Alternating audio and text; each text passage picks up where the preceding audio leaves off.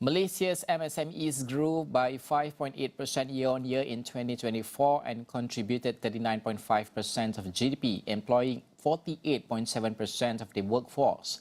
And of course, to ease costs, the government cut service tax to non-residential rentals to 6% from 8% effective 1st January 2026, raised the exemption threshold to 1.5 million ringgit and granted a one-year rental SST exemption for newly registered MSMEs, a package costing 500 million approximately in foregone revenue. And mandatory e-invoicing for firms with 1 to 5 million ringgit sales is postponed by 1 year with a penalty-free transition, even as Malaysia enters the fourth phase of rollout. Firms are currently exempt.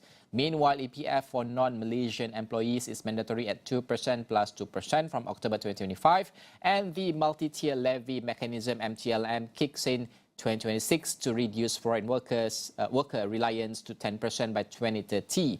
And of course, utilities are more complex and volatile under the new TNB tariff structure and automatic fuel adjustment AFA from July 2025 with component-based billing for businesses. And to discuss further on these topics, we have Datuk William Ng, National President, Small, Medium and Enterprises Association Malaysia, Samantha. Good morning, Datuk. Thank you so much for joining Niaga AWANI. First of all, Samantha, of course, welcomed the Prime Minister's announcements, especially the SST rental exemption and the one-year postponement of e-invoicing as much needed breathing space for MSMEs.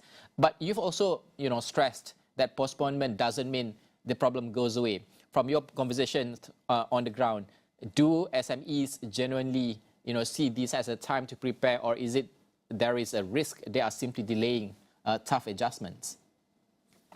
Good morning. And first of all, I think we must give credit where credit is due. Yeah. I think the relief package announced by the Prime Minister, particularly the increase in threshold for the SST rental, and of course the commitment not to find any SME during the phase 4 of the invoicing for 1 year.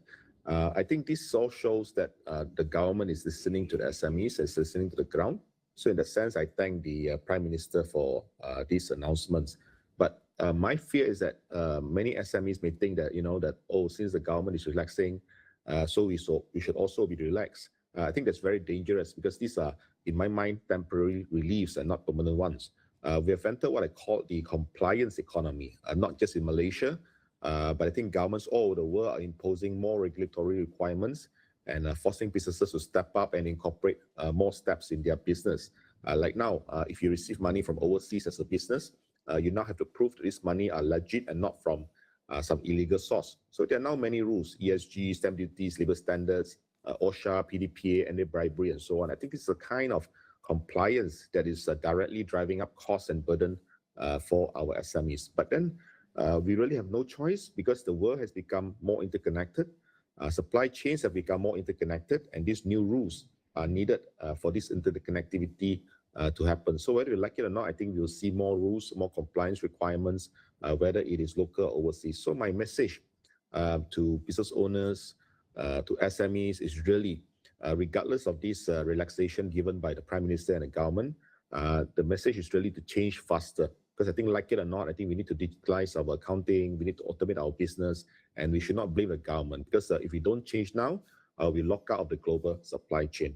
But at the same time, Najib, Samantha has also asked the government to put up a 24-month moratorium on any new cost, whether it is at federal level, whether it's a state level, whether it's local council level. I think this will help give our SMEs a chance to breathe. So while we tackle all these new requirements, this carbon emission report, these higher worker benefits, digitalization, invoicing, and whatnot, in the meantime, don't add more costs and more rules for the time being. Let us digest what we have first. I think every SME I'm talking to is asking, why is the government making us do so much more, pay so much more, and so on, how to do business? So like I said, we are asking the government to properly sequence the policy, not to delay it permanently, but at the same time, I think SME cannot just wait and see. You mentioned about the compliance cost. It's very crucial and important for us to discuss further on that. But before that, even with all the reliefs being announced by the Prime Minister and also the government, you've warned about the triple threat, which is the margin compression, liquidity squeeze, and also low productivity, even with these temporary reliefs. How serious is the risk that Malaysian SMEs could still lose competitiveness, especially against imports original players?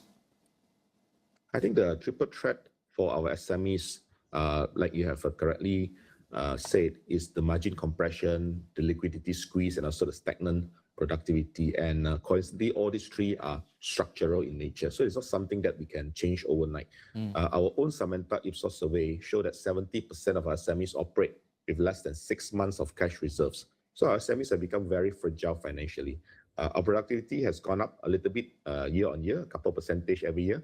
But if we compare to Singapore, they beat us 4-1 in terms of value add per worker. This is why I've been calling on the government to provide the relief now and essentially to stop all the necessary or unnecessary new rules for the next 24 months. You think about it, if an SME have only 10% profit margin, for example, and then you hit them with all these multi-tier levy, these higher worker benefits, these new OSHA requirements, then even that 10% profit will be gone. So how do we compete with, say, the Indonesian or the Vietnamese, who are investing their profit, their money in growth, while we are drowning in all these sort of taxes, additional fees, and additional rules? So we need to help our SMEs move up the value chain. We need to help them gain new competencies, maybe form industrial clusters and so on. And because if we don't do that, I think the risk is that we continue to lose our competitiveness. So, you will continue to have strong FDIs and GDP growth, and the government can announce all that. But there's a risk that we become a K-shaped economy where larger companies and MNCs is going to do very well and have strong GDP growth. But then you will see SMEs becoming more and more uncompetitive and then eventually get wiped out, when competitors like the Chinese and the Americans come in. So this is a real risk we're looking at. And also, Dato' Samantha, has proposed using this window for transition readiness, including the idea of like SME transition academy. What's the biggest, I would say, capability gap you see right now? Is it skills, or systems, or mindset itself? I think a lot of time when I meet up with policymakers, they say that SMEs are not improving, despite we give them so much time, so much funding, so much opportunity. We see SMEs are quite stagnant. I think the issue here is not that SMEs do not want to improve. In fact, our survey says that 74% of SMEs already have some kind of structured training plans. I think the issue here is the capability gap. Most of our SMEs are micro or small. They don't have full-time, most of them HR manager or ESG officer or compliance officer. But now the law says that you need OSH coordinator, for example, if you have more than 5 workers. Now, where does a small company with only 3-4 staff or even less than 10 staff going to find a budget for all these additional headcounts and additional specialists? So right now, 30% of our SMEs are still doing things manually, and only 17% have some kind of AI or smart system. So we are stuck, which is why we wanted to propose an industry-led SME transition academy. The keyword here is really industry-led. The idea is that we should not rely on consultants, because consultants generally are limited and not very affordable to most SMEs. So we need to train our SME owners and perhaps cross-train their staff to be able to comply with this compliance economy, to be able to do carbon accounting, for example, to comply with PDPA, to comply with all the new export rules and so on. And we want it to be industry-driven and not run by government agencies, because I think the ground is changing very quickly. What we need yesterday, I think by today, it would have changed. So we want to quickly help run these programs, but we hope that the government can fund them. I think when you let the industry drive it, it becomes more efficient. For example, recently, Samantha, together with MPC, Malaysia Productivity Corporation, we awarded 12 of our members with a certification for completing voluntary sustainability reporting.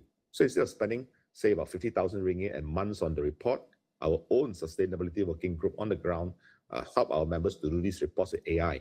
And we complete them in weeks, practically at no cost. I think these are also based on global standards like GRI. So the question really is, can the government help? Yes. But if we allow SMEs who are doing it to help other SMEs do it, I think then things will move a lot faster. Hence this idea of an industry-led academy. Dato', while domestic rules have been, eased, we have to admit that we live in a crazy world right now. External pressure, like the EU's CBAM are still coming, and we also, just this morning, we heard that Donald Trump announced 25% tariff to those who have trade ties with Iran. And these are the things that keep evolving and very uncertain in that sense. Are Malaysian SMEs ready for that reality? Are we at risk of losing exporters if readiness doesn't improve fast enough? Yeah, I think you're absolutely right. I think this is where the reality gap is really the most dangerous for our country, for SMEs. A lot of time it's not even the internal policy, it's actually global policy. Right. So even if, like recently, the Prime Minister, he relaxed the rules locally, the world is not going to relax their rules for us. Like you mentioned, CBAM has now come into force. So if you export to Europe or you supply to any MNC that export to Europe, you're now part of that carbon tracking loop. So if you don't have the data that is required, you're not paying the tax that is required, you will be dropped by the European customers. So that's a very serious fact. I think that's something that we really, really need to ensure that our SMEs are ready for this export in terms of standards, in terms of global standards, as well as readiness in terms of fulfilling many of these compliance requirements globally. All right, Dr. William, thank you so much for joining us. I really appreciate for you to help us to understand better about MSMEs. This is the backbone of our economy and the biggest chunk of our employment in Malaysia. That is Datuk William Ng, National President, Small and Medium Enterprises Association, Malaysia's mentor. Thank you so much. We're going to go for a short break. We're coming up after this with more development on the international news and also local news.